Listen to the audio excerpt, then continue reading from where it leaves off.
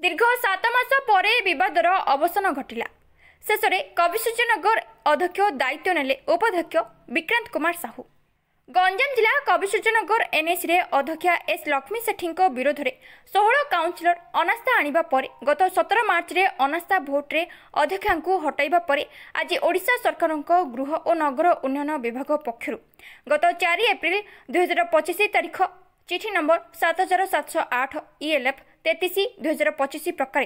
एवं एनएसी चिठी संख्या 669 16 एप्रिल 2025 ओडिशा म्युनिसिपल आईन 1095 धारा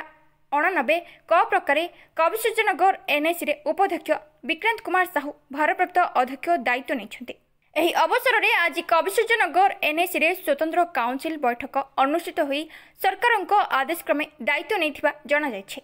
एवं भारप्राप्त अध्यक्ष द्वारा आज मधुबाबू पेंशन योजना रे 52 जन नुआ हिताधिकारी भत्ता बंटन कर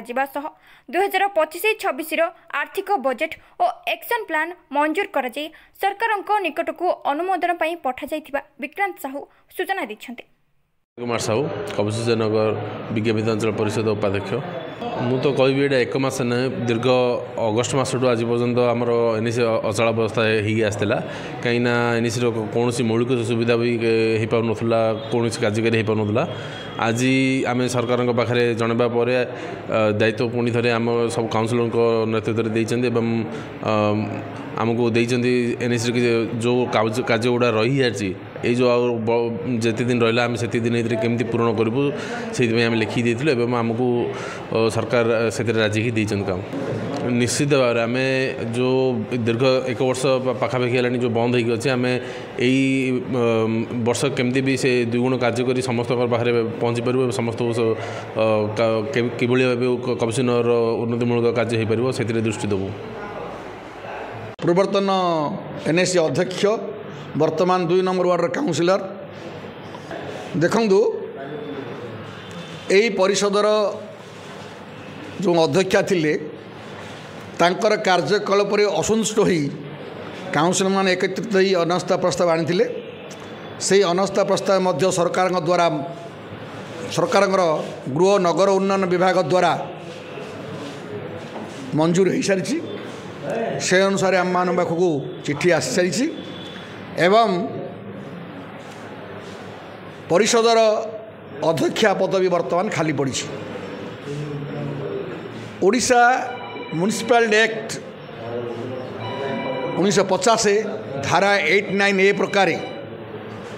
परिषदर उपाध्यक्ष आज अध्यक्ष दायित्व नहीं एक स्वतंत्र बैठक रे ए वर्षर बजेट मंजूर करिसंती। सहरवासी को जो आम प्रतिश्रुति देइथिलु सहर विकास करने निमंते ता निश्चित है बोली मु आशा करुच्ची। समस्ते आम एकत्रित होकरी आमर उपाध्यक्ष महोदय को सहयोग करूँ से युवा नेतृत्व रे ए सहर विकास है बोली आशा करुच्ची। नहीं विलंब किसी नहीं सरकारी कार्य प्रक्रिया रही सरकारी कार्य प्रक्रिया अनुसार कार्य होती विलंब किसी अन्य पक्षरे वरिष्ठ काउंसिलर मनोरंजन महापात्र कहते लोकों को देथिबा प्रतिश्रुति आमे पूरण करिबु एवं एनएसी काउंसिल बैठक आगोचर रे कहीं जने संस्था सहर रे आलोकीकरण करुछि जहाँकि काउंसिल ताहा जानी नहीं एणु किए किभଳି काम करिला ताहार तदंत पई काउंसिल बॉडी तदंत दाबी करबा सह बेआईन काम को कार्यनिर्वाही अधिकारी कहा चापरे ठिका संस्था को निर्देश दैछन्ति ताहार तदंत हेबा आवश्यक बोली तांको प्रतिक्रिया रे कहिसन्ति। कविसूर्यनगररु कृष्ण नाहकଙ୍କ रिपोर्ट जिला खबर।